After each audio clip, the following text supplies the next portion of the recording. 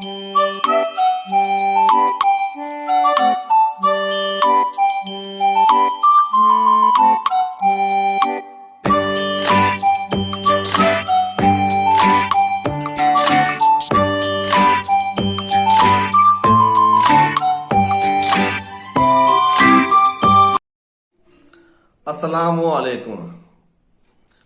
JCRT DG school में आप सबका खुश आमदीद।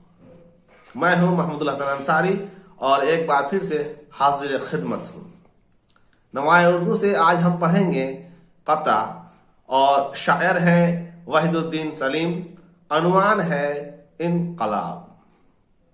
सबसे पहले हम सिर्फ कता से वाकफियत हासिल करेंगे, फिर शायर से वाकफियत हासिल करेंगे और फिर बाआवाज़ बुलंद कता को पढ़ते हुए तशरीह करेंगे।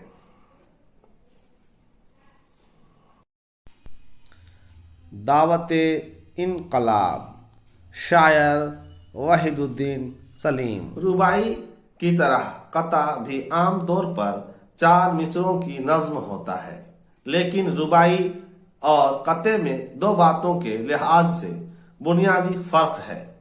रुबाई के लिए एक बहर और उस शक्लें मखसूस हैं और रुबाई के 3 मिसरों का हम काफिया होना जरूरी है। इसके चारों मिसरे भी हम काफिया हो सकते हैं। इसके बरखिलाफ कते की शर्त यह है कि उसमें मतला नहीं होता, यानी उसके पहले के दोनों मिसरे हम काफिया नहीं होते। कता का क्लासिकी शायरों के यहाँ अमूमन गजल के अशआर में मिलता है। कताबंद अशआर गजल के अंदर 2 भी हो सकते हैं और 2 से जायद भी, लेकिन आजकल के ज्यादातर शोरा ने कता को रुबाई की तरह सिर्फ 4 मिसरों तक महदूद कर दिया है।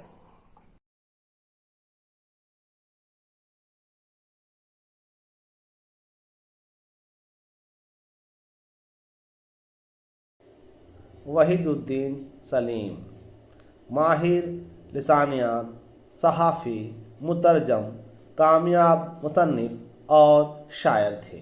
उन्होंने पहले मुफ्तों और फिर सलीम तखल्लुस अख्तियार किया। पानीपत में इब्तिदाई तालीम हासिल की। कम उम्री में वालिद का इंतकाल हो गया। 1882 में मिडिल स्कूल का इम्तिहान पास किया। इसके बाद लाहौर के ओरिएंटल कॉलेज में तालीम जारी रखी। तालिब इल्मी का ज़माना गुर्बत में बसर हुआ। हाली ने 1894 ईस्वी में अलीगढ़ बुलवाया और सर सैयद से मुलाकात करवाई। 1907 ईस्वी में अलीगढ़ इंस्टीट्यूट गज़ट की इदारत के लिए उन्हें मदऊ किया गया। क़याम अलीगढ़ में वहीदुद्दीन सलीम ने अंजुमन मुतरजमीन कायम किया, जिसका मकसद अंग्रेज़ी किताबों को उर्दू में मुंतकिल करना था। जब हैदराबाद में जामे उस्मानिया कायम की गई तो निसाब की किताबों को तालिब इल्मों के लिए उर्दू में तर्जुमा करने की ज़रूरत पेश आई। रास मसूद और बाज़ दूसरे हजरात ने सलीम को हैदराबाद बुलवा लिया। यहाँ तर्जुमे के काम को आगे बढ़ाना था, जिसके लिए एक कमेटी बनाई गई। जब सूबाए उर्दू का क़याम अमल में आया तो उन्हें प्रोफेसर मुकर्रर कर दिया गया। आखिरी ज़माने में सेहत की खराबी के बाइस मलिहा आबाद चले गए, वहीं उनका इंतकाल हुआ।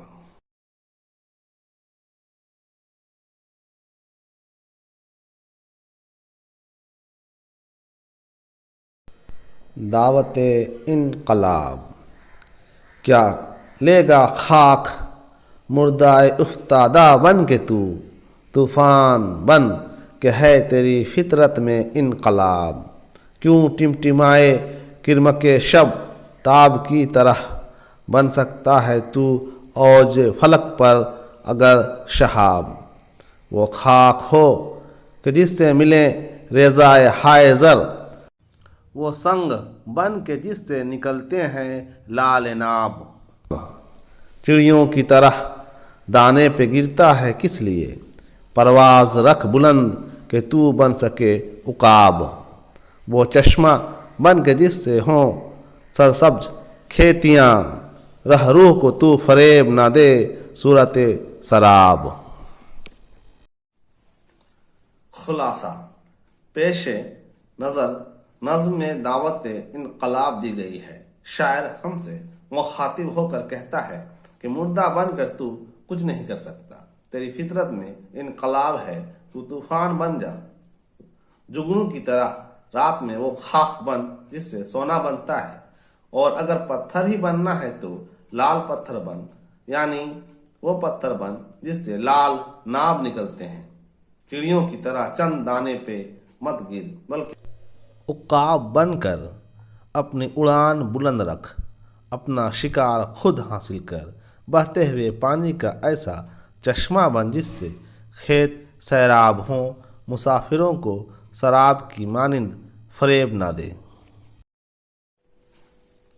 مرکزی خیال، دعوت انقلاب میں انسانی قوت اور اس کی خوبیوں کو بیان کیا گیا ہے، اور اس بات کا احساس دلایا گیا ہے کہ اگر انسان اپنے آپ کو پہچانے تو اپنی کوششوں سے ہر مشکل کو آسان کر سکتا ہے۔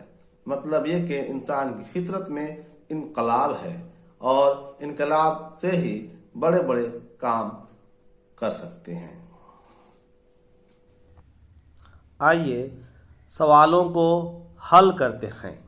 سوال و جواب۔ سوال نمبر 1، انقلاب سے شاعر کی کیا مراد ہے؟ جواب، انقلاب سے شاعر کی مراد تغیر ہے۔ انقلاب ہی سے انسان خود بڑے کام کر سکتا ہے اور دوسروں کو فائدہ پہنچا سکتا ہے۔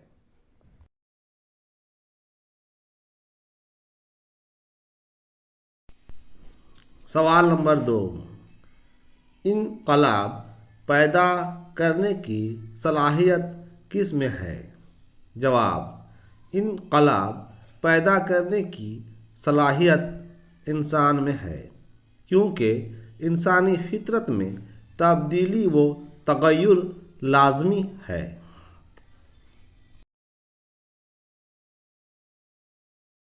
سوال نمبر 3، شاعر انسان کو کس طرح کا چشمہ بننے کے لیے کہہ رہا ہے؟ جواب، شاعر انسان کو رواں چشمہ بننے کو کہہ رہا ہے جو کھیتوں کو ہریالی دے سکے، یعنی شاعر کہتا ہے کہ تو اپنی زندگی ایسی گزار جس سے دوسروں کو فیض پہنچا سکے۔ سوال نمبر 4، شاعر انسان کو چڑیا بننے کے بجائے عقاب بننے کی ترغیب کیوں دے رہا ہے؟ جواب، چڑیا بہت چھوٹی اور کمزور شے ہے جو چند دانوں پہ گزارا کرتی ہے، جبکہ عقاب بلند پرواز اور طاقتور ہوتا ہے۔ اس لیے شاعر انسان کو عقاب بننے کی ترغیب دے رہا ہے۔